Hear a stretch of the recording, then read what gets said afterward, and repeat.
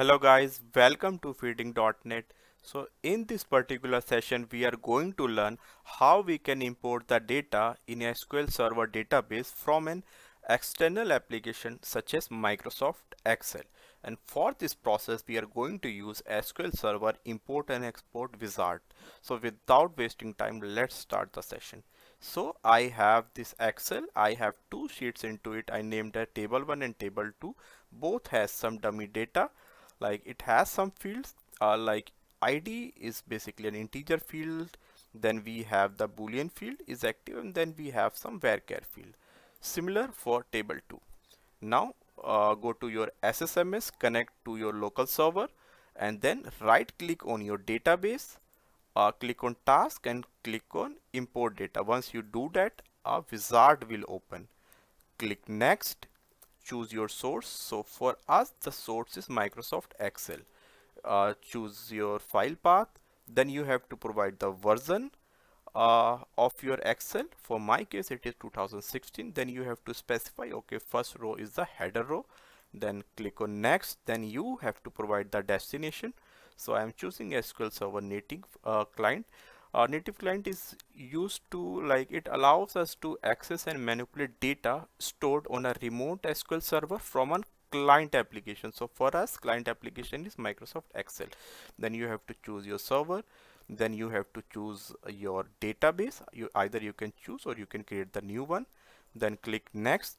Then here there is one option to write a query. You can manipulate the data before it's going to SQL Server. Otherwise you can choose the first option, copy from one or more table.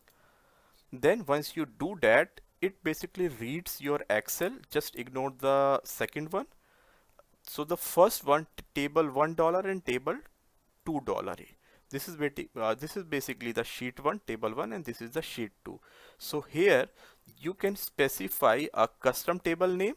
So let me use the same, like table 1, I've just removed the dollar sign, and for sheet 2 I am using table 2. So for each sheet I am will be putting the data into a separate table. Here there is one more option to edit the mapping.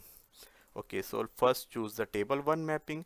Here what it says, so source, it is the column header name from the Excel, and here this is the table column name. There you can basically it provide you an custom option where you can rename the column into database. So what I am doing, I am just simply removing the underscore. Okay, and here you can provide the data type for your field, like int I'm providing id, I'm providing int. For is active, let me provide the boolean where it is like tiny int. Okay, so yes, so for is active I have chosen bit. City is fine. Age, again you can take the integer, rest looks fine. Let me do it. Okay, then go to your table 2. You can again make some mapping.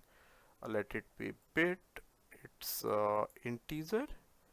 Okay, and that's done. You can have the preview of your data, both, see, and then click next.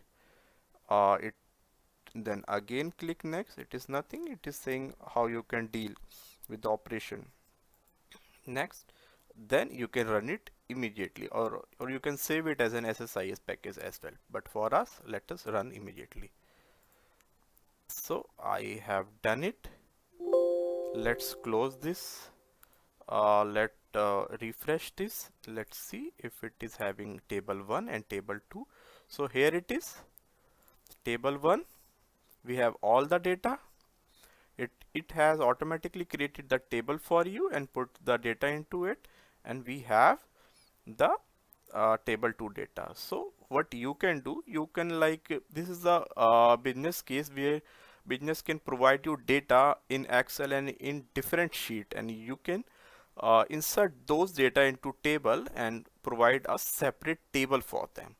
So guys, I hope you liked my video. If you liked my video, then please do subscribe my channel. Thanks a lot.